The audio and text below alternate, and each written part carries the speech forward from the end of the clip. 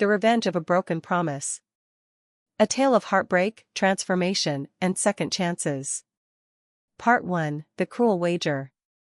The beginning of innocence. Elena Torres pushed open the heavy wooden doors of Riverside University's art building, her worn canvas bag slung over one shoulder. The morning sunlight streamed through the tall windows, casting golden patterns across the marble floors.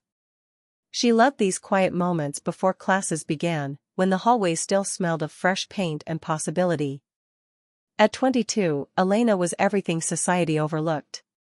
She wore simple clothes from thrift stores, her dark hair usually pulled back in a practical ponytail, and her hands were perpetually stained with charcoal and paint. She worked 2 jobs to afford tuition, spent her weekends at the campus library, and dreamed of one day opening her own gallery. Money was tight, but her heart was full of dreams and her talent was undeniable. The Golden Boy. Damian Blackwell represented everything Elena was not. Heir to the Blackwell Industries fortune, he moved through campus like royalty. With his sharp jawline, piercing blue eyes, and effortlessly styled dark hair, he commanded attention wherever he went. His tailored suits probably cost more than Elena's entire semester tuition. He drove a sleek black sports car, lived in a penthouse apartment downtown, and had a different beautiful woman on his arm every week. Their worlds should never have collided. Elena existed in paint-splattered studios and quiet corners of the library. Damian ruled the social scene, attending exclusive parties and networking events that would secure his future empire. But fate, it seemed, had other plans. The wager. It started on a Friday night at the Sapphire Lounge, an upscale bar where Riverside's elite gathered. Damian sat in a private booth with his closest friends, Marcus Chen, fellow heir and notorious playboy, Sebastian Wright, captain of the polo team, and Victoria Ashford, a fashion model who collected man-like accessories. "I'm bored," Victoria announced, swirling her champagne. "This city has become utterly predictable. Everyone falls at your feet, Damian. Where's the challenge anymore?" Damian smirked, but there was truth in her words. Life had become too easy, too arranged. Everything was handed to him, including relationships. "You want a challenge?" Marcus leaned forward, his eyes glinting with mischief. "I'll give you one. There's this girl in my philosophy class. Elena something. Plain, quiet, completely unimpressed by money or status. I saw her actually roll her eyes when Professor Davies mentioned your family's donation to the new library wing." Sebastian laughed. "You're joking. Someone actually immune to the Blackwell charm?" "I'll bet she's not," Victoria said slowly, a cruel smile forming on her perfectly painted lips. "I bet Damian could make anyone fall for him. Even a nobody art student." "That's harsh, Victoria," Damian said, though without real conviction. "What's harsh is boring," she countered.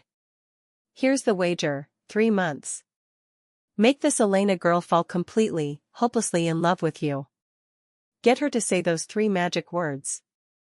If you succeed, I'll donate $500,000 to that children's charity you're always going on about." Damian hesitated.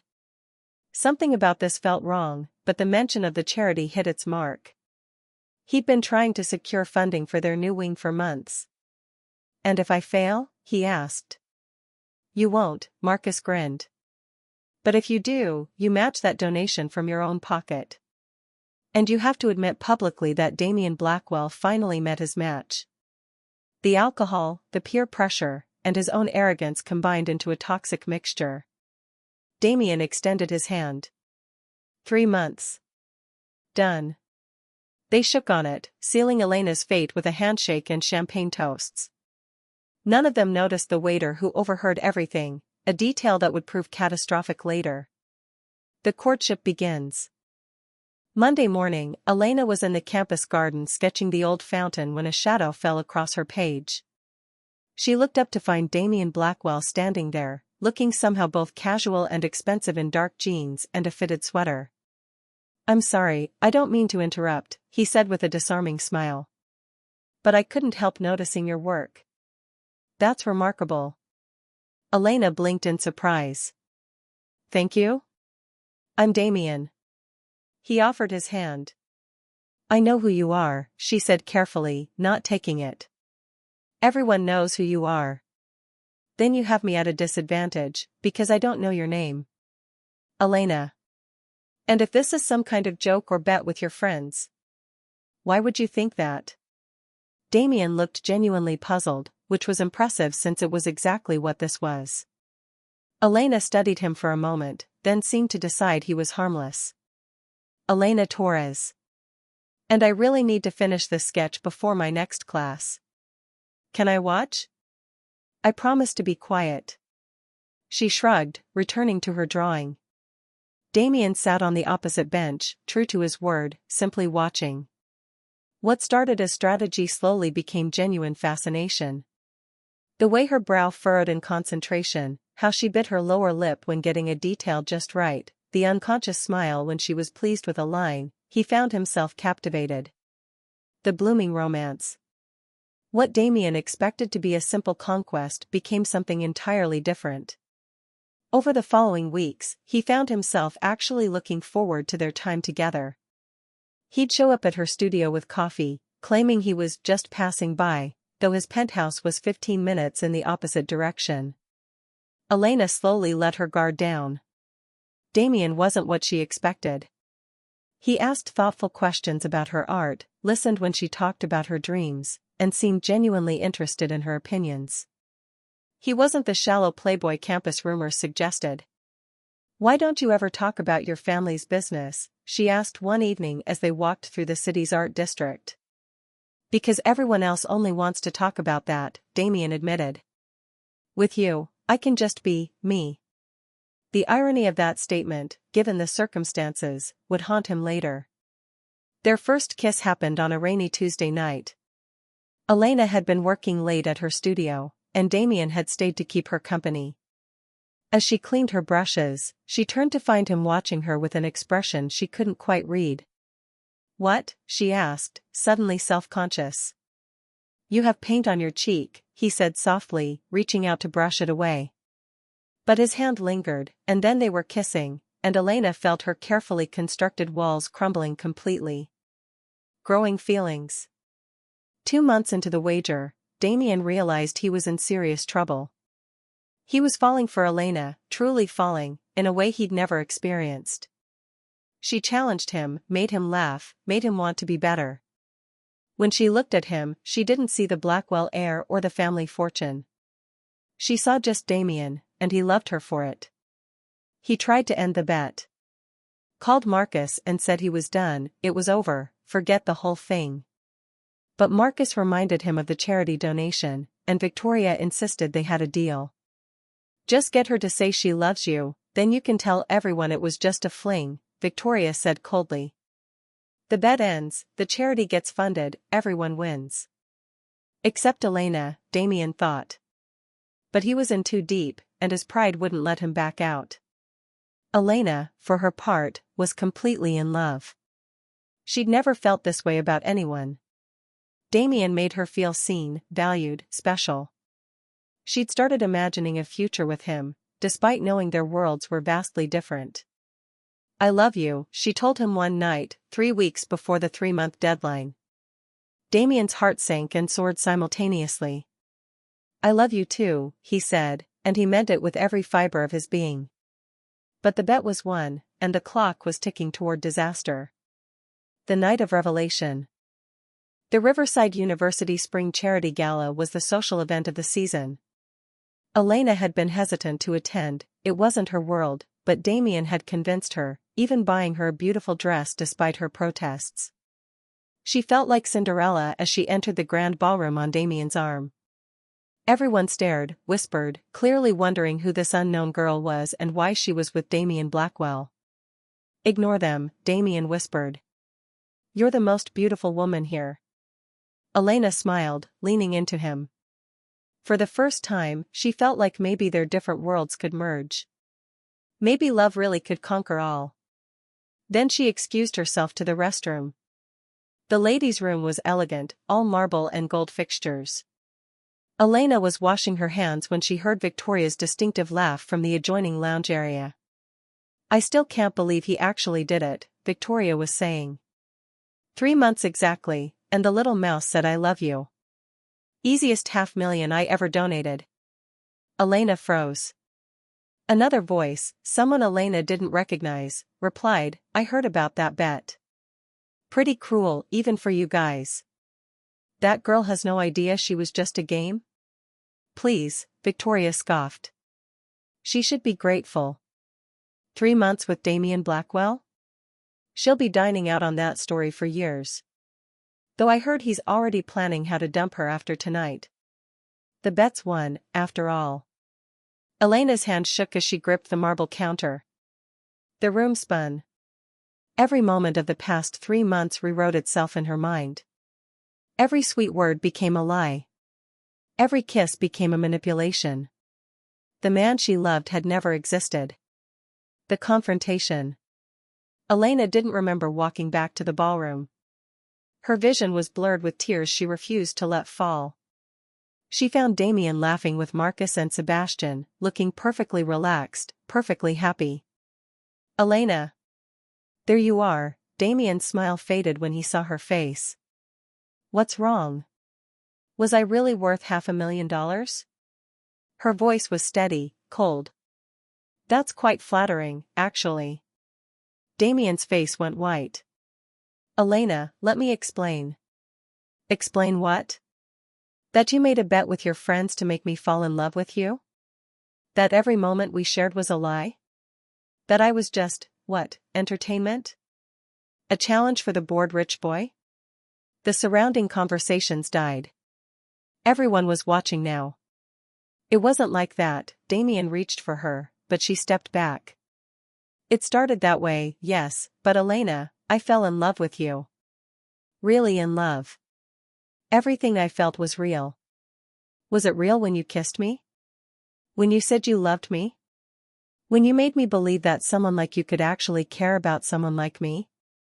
Elena's voice cracked. How stupid I was. Elena, please. Don't. She pulled off the necklace he'd given her last week, a delicate silver chain with a paintbrush charm, and dropped it at his feet. I hope that charity donation was worth it, Damien. I hope it helps you sleep at night. She walked out of the ballroom with her head high, even as her heart shattered into pieces. Behind her, whispers erupted like wildfire. Damien stood frozen, watching the only woman he'd ever truly loved walk away, knowing he'd destroyed everything with his own arrogance and cruelty. The aftermath. Elena left Riverside University the next week. She couldn't bear the stares, the whispers, the pity. She transferred her credits to a small art school in Portland, 3,000 miles away from Damien Blackwell and the life she'd briefly imagined. She cried for 3 days straight. Then she stopped crying and started planning. Pain transformed into determination. Humiliation forged into steel resolve. Elena Torres had been broken, but she would rebuild herself into something stronger, something untouchable. She would make something of herself. She would become successful beyond anyone's imagination. And one day, somehow, Damien Blackwell would regret what he'd done. Damien, meanwhile, went through the motions of life like a ghost. He donated the money to charity as promised, then matched it from his own funds. He cut ties with Victoria and the others. But nothing filled the void Elena had left. He'd won the bet but lost everything that mattered. He tried to contact her, but she'd blocked his number, his email, every possible way to reach her. She'd vanished from his life as completely as if she'd never existed. Except she had existed, and he'd loved her, and he'd destroyed it all. Part 2, The Rise of a Phoenix. 5 years later. The Torres Gallery's opening night was the most anticipated art event of the year in New York City. Located in a renovated warehouse in Chelsea, the space was stunning, exposed brick walls, soaring ceilings with industrial lighting, and hardwood floors that gleamed under carefully positioned spotlights. The art world's elite mingled with champagne flutes, discussing the bold new pieces on display. Elena Torres moved through the crowd with practiced grace. At 27, she was unrecognizable from the girl who'd fled Riverside University in tears. Her dark hair was cut in a sophisticated bob, her makeup flawlessly applied. She wore a tailored black dress that spoke of understated elegance and quiet power. Diamond earrings, purchased with her own money, caught the light as she moved. "Ms. Torres, the Times critic just arrived," her assistant whispered. Elena smiled. "Excellent. Make sure he gets the full tour." The past 5 years had been a whirlwind. After leaving Riverside, Elena had thrown herself into her art with desperate intensity. Pain had fueled creativity. Heartbreak had given her work depth and emotion that critics couldn't ignore. Within a year, her paintings were selling. Within 2, she'd been featured in respected galleries. Within 3, she'd saved enough to open her own small gallery in Portland. Now, she was in New York, and the art world was taking notice. But tonight wasn't just about business. Tonight was also about revenge. The unexpected encounter. Damian Blackwell stood outside Torres' gallery, his hands shaking slightly. When he'd received the invitation 3 weeks ago, he'd stared at the name for a full minute, unable to believe it. Elena Torres. His Elena. Though she'd never been his, not really, not after what he'd done. He'd tracked her career obsessively over the years. Every article, every gallery opening, every success. Pride and regret warred in his chest with each achievement. She'd done it without him, despite him. She'd become everything she'd dreamed and more. He'd changed too. After Elena left, Damian had reevaluated everything. He'd cut ties with toxic friends, donated more seriously to charity, and thrown himself into actually learning the family business rather than coasting on his name. He'd dated occasionally but never seriously. No one compared to Elena. No one made him feel the way she had. He'd tried to reach out twice, once a year after she'd left, and again 3 years ago when he'd seen her first major gallery showing in Portland. Both times, his letters had been returned unopened. But this invitation had been sent directly to him. Did that mean something? Could she possibly have forgiven him? Did he dare hope? Taking a deep breath, Damian entered the gallery. The transformed woman. Their eyes met across the crowded room, and time stopped. Elena had known he would come. She'd sent the invitation specifically to ensure it. She'd prepared for this moment for 5 years, had imagined it 1,000 times. But nothing prepared her for the actual sight of him. Damian looked older, more serious. The boyish arrogance had been replaced by something deeper, more genuine. He wore an impeccably tailored charcoal suit, his dark hair slightly longer than she remembered. And his eyes, those blue eyes that had once made her heart race, now held something she couldn't quite identify. Sadness? Regret? She didn't care. She wouldn't care. Elena excused herself from the curator she'd been speaking with and walked directly to Damian. Every step was calculated, controlled. She stopped in front of him, her expression perfectly neutral. "Mr. Blackwell. Thank you for coming." Her formality was a slap. Damian flinched. "Elena. You look incredible." "Thank you. I understand you've been following my career." It wasn't a question. "I have. You've accomplished amazing things. I always knew you would." "Did you?" Her smile was sharp. "How interesting. I don't recall you having much faith in my future when you were using me for entertainment." Damian's jaw tightened. "Elena, I know I hurt you. I've wanted to apologize for years." "Apologize?" She laughed, a sound without warmth. "You destroyed me, Damian. You made me believe I was special, that I was loved, and then I discovered it was all just a game." "An apology seems rather inadequate, don't you think?" "It was never just a game," Damian said desperately. "It started that way, yes, and that was unforgivable. But Elena, I fell in love with you. Really in love. Everything I felt was genuine." "So you've said." Elena's voice was ice.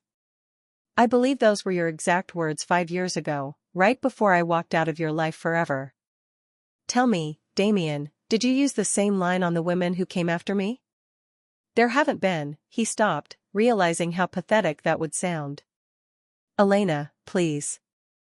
Can we talk? Privately? She considered for a moment, then nodded. Follow me. Private conversation. Elena led him to her private office on the gallery's second floor. The space was elegant but personal, her own paintings on the walls, a shelf of art books, a desk with photographs of her receiving various awards. None of them included Damien. She closed the door and turned to face him, arms crossed. You have 5 minutes. I'm sorry, Damien began. I know those words aren't enough, but they're true. What I did was cruel and unforgivable. I was arrogant and stupid, and I hurt the only woman I've ever truly loved. Love? Elena's laugh was bitter. You don't know the meaning of the word. I didn't then, Damien admitted. But I do now. Elena, losing you taught me what love actually means.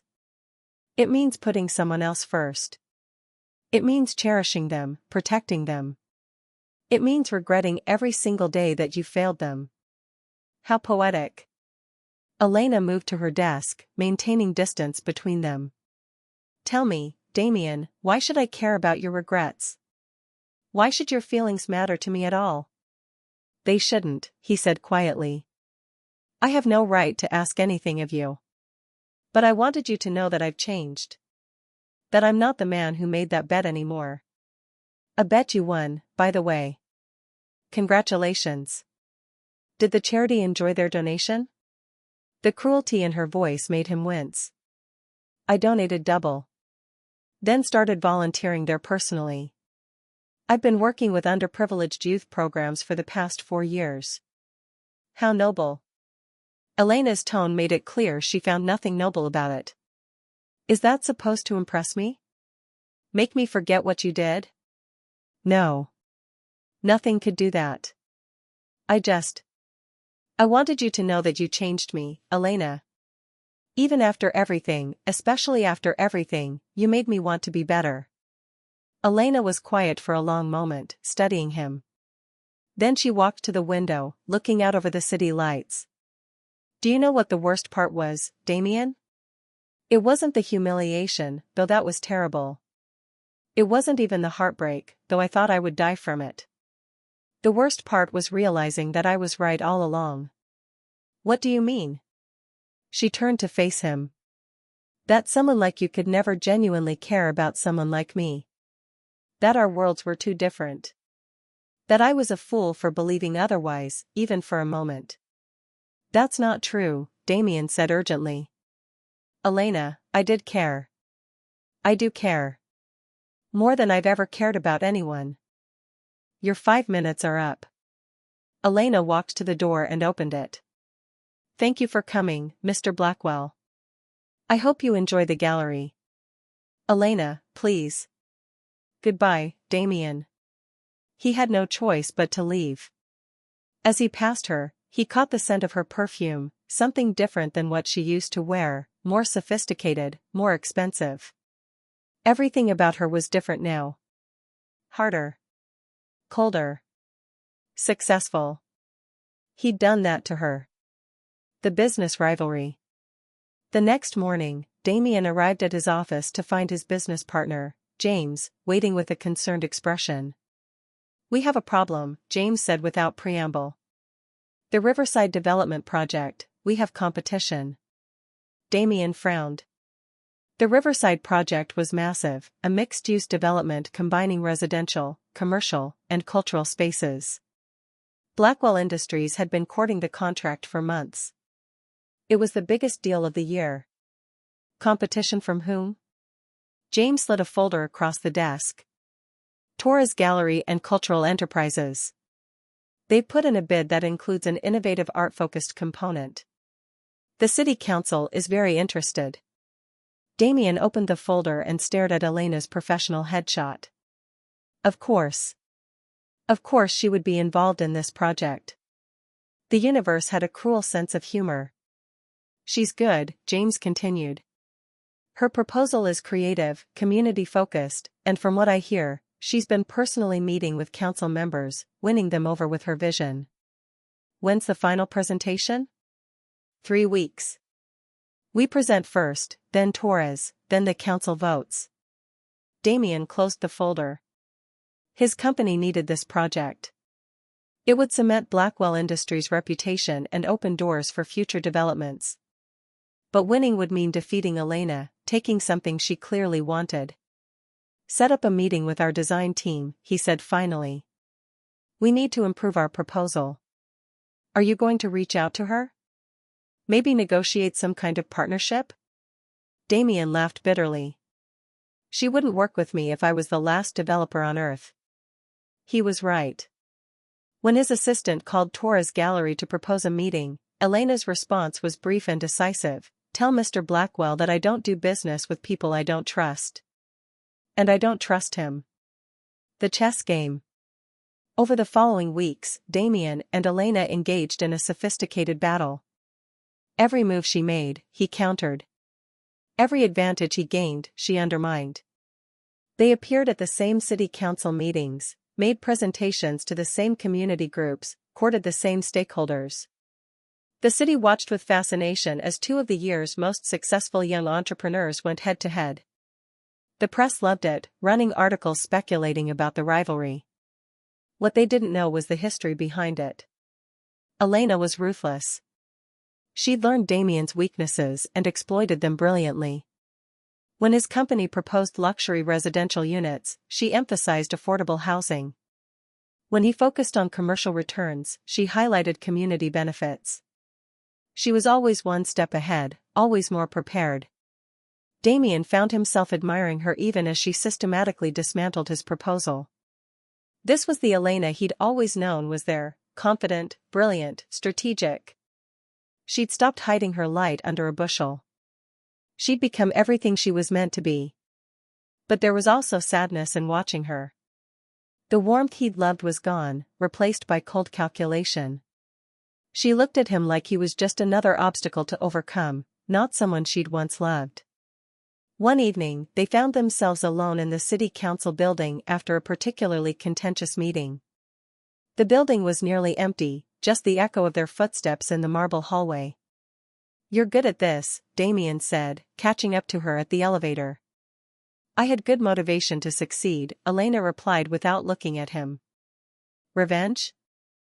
Now she turned, her dark eyes meeting his. Self-preservation.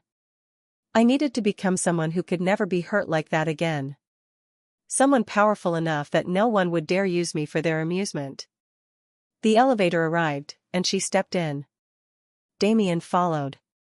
For what it's worth, he said as the doors closed, I'm proud of you. Everything you've accomplished. You did it all yourself, without anyone's help. No. Elena's voice was sharp. I did it because of you. Because you showed me that trust and vulnerability only lead to pain. That the only person I can rely on is myself. So thank you, Damien. You taught me the most valuable lesson of my life. The doors opened on the ground floor, and she walked out without looking back. Damien stood in the elevator, his chest tight. This wasn't the victory he'd imagined. Elena had succeeded, had become strong and successful, but at what cost? She'd armored herself so completely that nothing could touch her, including the possibility of real love, real connection. And he'd done that to her. The turning point. 1 week before the final presentation, Damien made a decision. He called an emergency meeting with his team. I'm withdrawing our bid, he announced. The room erupted in protests. James looked at him like he'd lost his mind. Damien, this is $100 million project. Our company needs this. We've invested months of work. I know. But Elena Torres's proposal is better. Her vision for that space is exactly what Riverside needs, community-focused, culturally rich, accessible to everyone. Our proposal is about profit. Hers is about people. Since when do you care more about doing the right thing than winning? James asked pointedly. Since I learned what it costs to win the wrong way, Damien said quietly. He spent the next day drafting a letter to the city council, officially withdrawing Blackwell Industries' bid and endorsing Torres Gallery's proposal. He detailed why her vision was superior, why the community would benefit more from her approach, and why the council should award her the contract. Then he sent a copy to Elena. She called him 30 minutes later. "What game are you playing now?" Her voice was tight with suspicion. "No game. Your proposal is better. You deserve to win." "I don't want your charity, Damien." "It's not charity. It's recognition of merit. You've outworked, outthought, and outplanned me at every turn. I'm just acknowledging reality." There was a long silence. Then, "Why?" "Because I hurt you enough 5 years ago. I won't do it again, not even in business. Some things are more important than profit." "I don't believe you," Elena said, but there was uncertainty in her voice now. "I don't expect you to. But the letter stands. The project is yours, Elena. Congratulations." He hung up before she could respond. The aftermath of sacrifice. The city council meeting the following week was anticlimactic. With Blackwell Industries withdrawn, Torres Gallery was awarded the contract without opposition. Elena stood before the council, accepting their congratulations, but her eyes kept drifting to where Damien sat in the back of the room. He'd come to witness her victory, even though it cost him everything. After the meeting, she found him outside the building, standing in the rain without an umbrella. "You're getting wet," she said. He turned, a slight smile on his face. "So are you." They stood there in the rain, 5 years of hurt and anger and regret hanging between them like a curtain. "Why did you really do it?" Elena asked finally. "The truth, Damien." "Because I love you," he said simply. "I have loved you since the day you rolled your eyes at me for interrupting your sketching. I loved you through my own stupidity and cruelty. I loved you through 5 years of your absence. And I'll love you for the rest of my life, even if you never forgive me." The bet was real, Elena. But so was everything that came after. So were my feelings. So was my love. Elena's carefully maintained composure cracked slightly. "You broke my heart." "I know. I'm sorry." "Sorry doesn't fix it." "I know that too." She took a shaky breath. "I wanted to hate you. For 5 years, I built my life around the idea of making you regret what you did. Of becoming so successful that you'd see what you lost. You succeeded. I do regret it, every single day. But now..." She struggled with the words. "Now I've accomplished everything I set out to do. I've proven myself. I've won. And instead of feeling satisfied, I just feel empty." Damien stepped closer, rain streaming down his face. "Elena. Don't," she held up a hand. "I'm not. I can't just forgive you. Not yet. Maybe not ever. What you did was unforgivable. I understand. But," she continued, her voice softer now, "maybe I need to at least try to move past it. For my own sake, not yours. Because holding on to this anger is exhausting. It's consuming me." "What are you saying?" Elena looked at him, really looked at him, for the first time in years. She saw the regret etched in every line of his face, the love shining in his eyes despite the rain, the man who'd just sacrificed a major business deal for her benefit. "I'm saying that I need time. Space. To figure out if forgiveness is even possible." It wasn't the answer Damien wanted, but it was more than he dared hope for. "I'll wait. For as long as it takes." Elena nodded, then turned to leave. She paused after a few steps and looked back. "Damien?" "Yes?" "Thank you. For the project. For this." She walked away into the rain, leaving Damien standing there with something he hadn't felt in 5 years, hope. Part 3, Redemption and True Love. the long road back. 3 months passed with no contact between them. Damien threw himself into work, restructuring some of Blackwell Industries' practices to focus more on community benefit and less on pure profit. His board thought he'd gone soft. His shareholders grumbled. But Damien found he didn't care. Making money had never made him happy. Only Elena had done that. Elena, meanwhile, dove into the Riverside Development Project. It consumed her days and haunted her nights. But in the quiet moments, she found herself thinking about Damien, not the boy who'd betrayed her, but the man who'd sacrificed his company's biggest opportunity for her. Her assistant, Maya, noticed the distraction. "You've been staring at that wall for 10 minutes, she said gently. "Want to talk about it? Have you ever wanted to forgive someone but been afraid to?" Elena asked. "The Blackwell guy?" Elena nodded. Maya knew the whole story. You couldn't work closely with someone without them learning your history. "Here's what I think," Maya said, settling into the chair across from Elena's desk. "Forgiveness isn't about whether someone deserves it. It's about whether you deserve to be free of the burden of unforgiveness. That anger you're carrying? It's hurting you more than it's hurting him. But what if I forgive him and he hurts me again? Then you'll survive it, just like you survived it the first time."